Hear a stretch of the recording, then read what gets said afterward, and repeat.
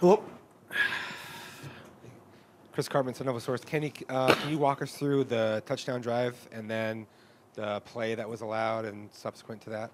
Yeah, the touchdown drive, obviously, a lot of empty, a lot of quick game, and Trenton was just a distributor. Our guys were feeling the zones and getting open on some option routes, which was a positive.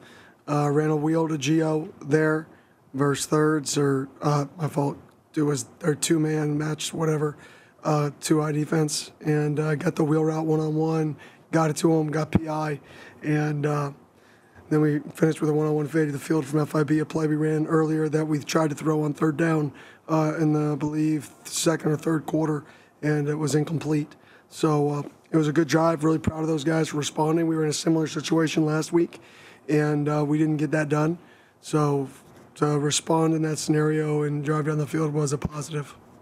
And then obviously I'd have to go back and watch the tape. It was to the field. I don't know or the opposite side of the field from me where I was on, so I'd want to go back and watch the tape to see what happened there on the big play.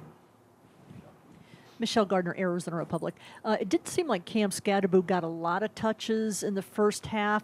Was he banged up? Were you guys trying to minimize, the banging he had the last few games? Yeah, he was out all week. He didn't practice. He was sick and then had a few other banged up injuries.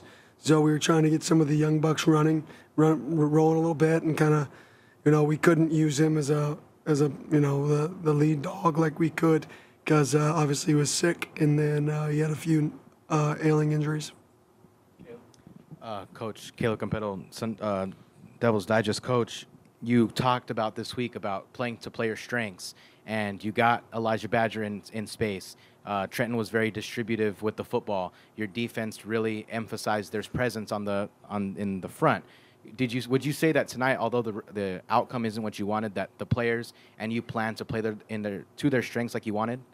Yeah, I would say yes. I thought our defense played really well all night. I mean, they held them to 295 yards on 72 plays. We outgained them by 100 yards, and this is kind of what I told our guys. We were better on third and fourth down situations. We scored in the red zone, but none of that matters. What matters is when the game's on the line. What matters are the biggest plays of the game, and what really shows up. Winning football teams make the plays when the games are on the line, and right now we're not getting that done. And I got to do a better job as a coach trying to simulate those scenarios. That way, when the game is on the line, right? Are we making those plays, and how do we get our guys to make those plays? Because the last 2 weeks we've played winning football. We've won every category, but we haven't won the game, and we really got to look at why and what guys should be on the field when the game is on the line. And that's another thing we got to look at. Hey, Coach. Coach Michael Carasino, Pitchfork Lunch. When you talking about the defense, obviously early on getting the sacks, you said obviously Shedeur is going to be tough to handle, but to be able to sack him like that, what do you feel that they were having problem adjusting to with you guys up front, just with getting the domination like you guys said? Yeah, I mean, they're a five-step team, and we had a good beat on when they were going to five-step, just in terms of down and distances, and I thought Coach Ward was putting our guys in good situations to attack when they were in their five-step world. So I thought it was good scheme by Coach Ward combined with our guys. We have pretty good rushers, and I thought they did a really nice job pressuring the quarterback. And I know you're not going to tell us everything, but what did you say to Ed after obviously a tough call, getting the targeting call on the punt return there?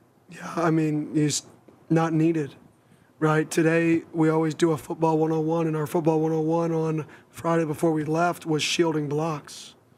And then we go and get a blindside block. And just not winning football. That's a great example of not winning football. And you're not going to win games doing things like that. And, it's a good learning experience for him. But those are critical plays in the game. I mean, we had more personal fouls in this game than all of our games combined. I mean, and we talked about it going into the week that Colorado leads the country in getting teams to create personal fouls against them. And we talked about it Monday, we talked about it on Friday, and we fell right into it. Hey, Coach. Early in the fourth quarter, 3rd and 6 from your own 29, you decided to run it there. Just what went into that decision to run there and not pass in that situation? We were struggling protecting. So the prior drives we were struggling. They were in a 2 Tampa-ish look that they were playing in a lot of 3rd and 5 pluses. And the prior situations like that, we were struggling. So you get a 5-man box. You should be able to bomb it and hand it versus soft box and have a really clean run. Just more of a philosophy thing. In other games we've done the same thing and been successful in 3rd and long. So knowing we were going to get a soft box and a cloud coverage, we felt like 5 for 5 in the box. It's a good opportunity to pop one. Hi, Coach. Blake Neiman, Cronkite Sports. Heading into this bye week after a couple of close losses and knowing that a top 10 team in Washington is on the schedule ahead, what are you looking to get out of this bye week to improve upon and get over that hump? Healthy. Looking to get healthy. I think we're out 9 or 10 starters that we projected to go into the year, and our guys are battling.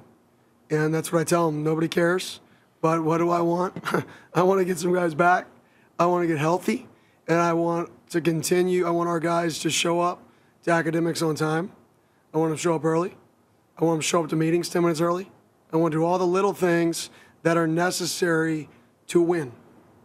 And that's really what I'm looking for.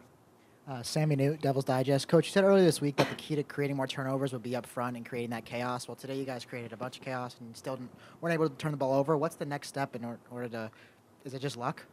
No, it's just we're not creating turnovers. When the ball hits our hands, there's times we don't catch it. And then when the ball does come out, there was a fumble today that we didn't recover on a 3rd down sack that they fell on that just kind of oozed out, and the O-lineman was right there. So they'll come. The turnovers will come. Unfortunately, they haven't come yet. And, I think we're dead last in the country, or we're definitely low in the country. And turnovers created, and our defense is playing great. But that is a category we got to get better at. Offense protected the football today, which is great from that standpoint. Hey, Coach, Jordan Ham, Sports 360 AZ. When you're playing winning football, but the wins aren't coming, I'm sure there's a frustration that can happen. How are you keeping these guys up and together through the bye week? Yeah, that's easy. Up and together. Are you competitive? Or for lack of a better word, are you a loser? Are you going to go compete and go get better, or are you going to quit? It's very, very simple. So in terms of getting guys motivated to play, if we have to get guys motivated to go practice and motivated to go play, this is not the place for you, right? Like I said, I've been in this exact scenario. Year 1, taking over a program, you just can't find out how to win. Don't know how to do it yet. You're trying to find a way. Every single time there's an opportunity, you find a different way to lose, right? When it clicks, we're playing winning football, but we're not winning, which means we're very, very close, and you don't know when it's going to click. You don't know. But when it clicks, we're ready for it because we're playing significantly better football than we did at the start of the year. And I think for the guys, it's, are you going to continue to compete or are you going to quit? And there's really only one option. You go back to work and you compete to get better, better, better, better, better. And eventually, right, the bamboo that nobody can see is going to grow. Very simple. You just can't see it, but the growth is happening. Hey, Kenny, Seymour, Thunderbolt Source. There was a lot of openings in the passing game today. Trent was getting the ball out to the to the pass catchers. What were you guys kind of seeing in that, and what do you feel like kind of contributed to some of that success? Obviously, right now we're struggling running the ball in general. So even tonight, just looking at the numbers, I think we're under 4 yards a carry, right? Which is, that's not in today's day and age in football. That's not going to lead to many extended drives because of those, there's just as many zeros and ones. So it was, how do we play to our players' strengths? I've always been a guy that runs the ball, but I'm not going to be stubborn at the same time. And right now our players' strengths is the edge is getting the ball in space, right? Trenton is facilitating in quick game.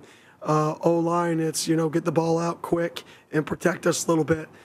Sean was in there as a true freshman battling his butt off. Kudos to him. There was a time we started the second half. There was a time in the second half where we're out there on offense and there's 3 true freshmen on the field. Right, and I'm like, guys, that's pretty cool.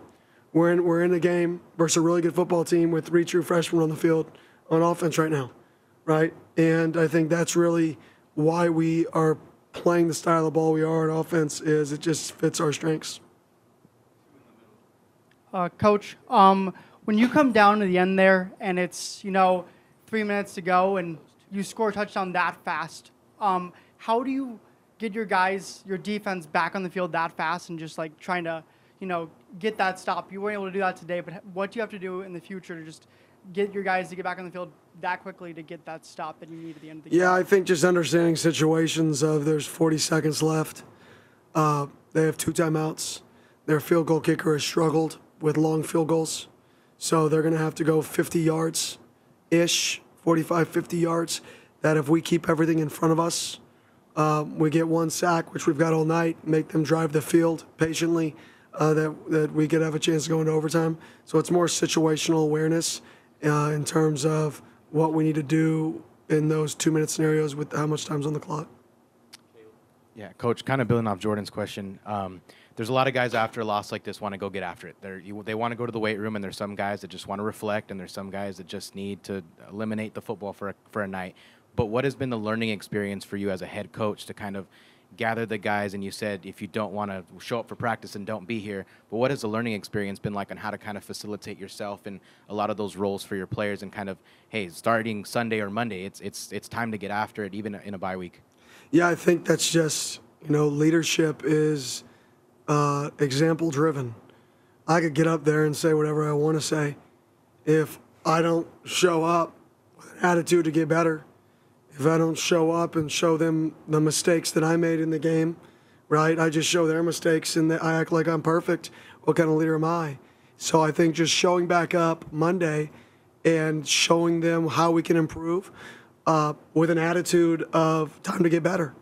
That's the only way, is you lead by example.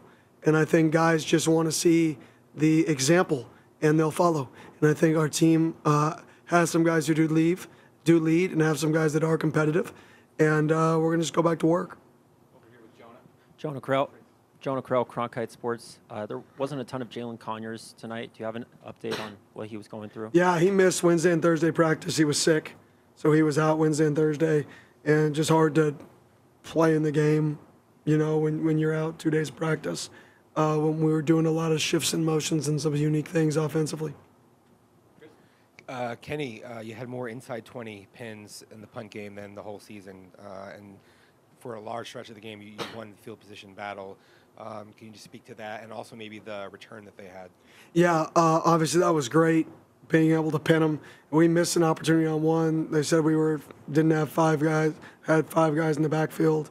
I'd have to go watch the tape on that because I thought both our guys stepped up on the line on Scat's first boom or first big punt. But that was huge for us to change the game there. I thought we punted the ball extremely well. I think the combination of offensive punt, I think Scat's punt was 53 yards, his one, which flipped the field, and our others were 41.7. So that was huge for us. But and then in terms of the huge punt return, we had 4 dudes down there. We just lost leverage on the guy. But we were in perfect position, just had lost leverage. We got to make sure we go back and coach and do more drills that emphasize keeping leverage, especially when you have 4 guys up there. We did them in fall camp in terms of creating a V when you attack the guy 2 yards behind him, 2 yards outside.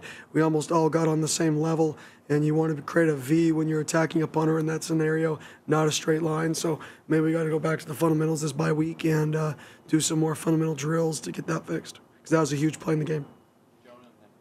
So you mentioned the penalties and how Colorado draws a lot of them. Was there something specific that they were doing, or was it on your end? And do you think that your guys held your emotions in check against such an anticipated game? What Nothing they do. Okay. Those guys played a good game for them. They coached a good game. They got their guys playing really hard. It just came down to, we made stupid decisions, and I'm going to have to go back and watch some of those to see what they are, because I didn't really see all of them. I saw ads, but I saw BJ's, but where, said he tackled him to the ground or took him to the ground. But other than that, I got to go back and see some of those personal fouls. Andrew Lowski, House of Sparky. Where was the creativity for that touchdown play for Trenton Burgett, the formation on that. Then you guys previewed it later in the game. I haven't really seen anything like that. Where'd that creativity come from? Well, we're struggling running the ball on 3rd and 1, 4th and 1. So let's move everybody away and run the ball. That was literally the thought process behind it was, we're struggling, like doing the same thing over and over again, expecting a different result, right, isn't the answer. So, like, we get paid to coach. So let's coach and let's be creative. And it's not conventional. It's not, what you necessarily want to do, to be honest. But sometimes you got to be creative. Coach, I get what you're saying, struggling with the ball, but this performance alone from the offensive line, obviously guys staying out there working together, like you said, 3 freshmen, but just your overall thought from just their whole performance from beginning to end of this game. Yeah, I thought our O-line battled. We were really going in with 5.5, 6 guys that we wanted to play in the rotation, which is, you want to play 8 normally in rotation, but we're going in with 5 guys, and the 6th guy didn't practice, so he was just kind of helping us out and battling Cade, and I was pleased with how they played. We gave up a few sacks, but I was really pleased with the way those guys battled. Those guys, they're battling. Leaf was sick all week. Leaf is battling his own injuries, and he's going out there and playing really well and playing at a high level. Having a true freshman in there at guard. We moved a guard out to tackle, who practiced all fall camp at guard, is now our starting tackle. And it's just, I'm proud of the way those guys are battling, and that's just all you can ask for them. Coach, HowSparky.com, Matt Venezia. You've talked about the bamboo that you're building, throughout the young part of your career here at ASU. Back-to-back home sellouts, I think, for the first time since 2007. You've spoken it into existence, but how relieving is it to see it happen, that this place gets filled up for some of these big events? Yeah, we just got to continue to do it. I think the last 2 games here, I would hope the fans could not only see the growth of the program and the direction we're heading, but they can see the fight of our guys, and they can see how it's an advantage to have them here. They can see how college football is fun when it's a sold-out crowd, that this is a great environment that we can create here, and that if everybody who showed up the last 2 weeks shows up again, we can create another really exciting environment, another competitive advantage, and we will win football games. We will win a lot of football games. There is 0 doubt in my mind that we're going in the right direction. There is 0 doubt in my mind that we're going to win at a really, really high level here, and I'm really excited for it. But the times of when that's going to happen, that's just going to happen when it happens. And so I commend the crowd, commend the fans. I appreciate it. And let's continue to show the support of our guys. I said before the season, through the good and the bad, our guys need the support. Our guys need our fan base. Our guys need butts in seats. Now more than ever.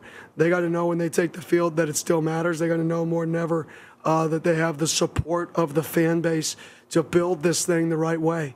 And we're getting close, but we're not there yet. Thierry, Cronkite Sports Coach, throughout the season, you've been very aggressive at times. You've talked about your philosophy with 4th downs, and we've seen the creativity that you've used in certain plays. Was there ever a thought on your end to go for 2 after you guys scored that touchdown, or was playing for overtime the goal? Yeah, no, that was never a thought. Being at home, and then with 40 seconds left in the game, you actually increase intensity. You increase the aggressiveness of an offense. So if you go for 2 and get it, they're going to be more aggressive. So statistically, you don't want them to be more aggressive. So if they were to get into a 4th and 2 scenario on the minus 42, you've enticed them to now go for that if you have a 1-point lead instead of a tie game. If there would have been 15 or 20 seconds left, there would have been deeper thought. But with 40 seconds left, I don't want to entice a more aggressive mindset on offense, in which if the field goal would still win the game. I'd rather entice, if we get them to a 4th down, a punt scenario, take it to overtime. And then in the same token, they've had, unfortunately, we had a punt blocked. I felt the dude was offsides on the punt block or on the field goal block. They've had 2 field goal blocks this year, so I felt like that was an advantage for us. So if we got into an overtime game, I felt like that was something that could show up for us, was the kicking game back and forth, and the field goal, trading field goals was an advantage to us. Obviously, we got a field goal block today. I'm going to have to go back and see if that guy was offsides because I felt like he was offsides, and that was a critical moment in the game. But we still have to do a better job stepping and punching at the wing. Thank you.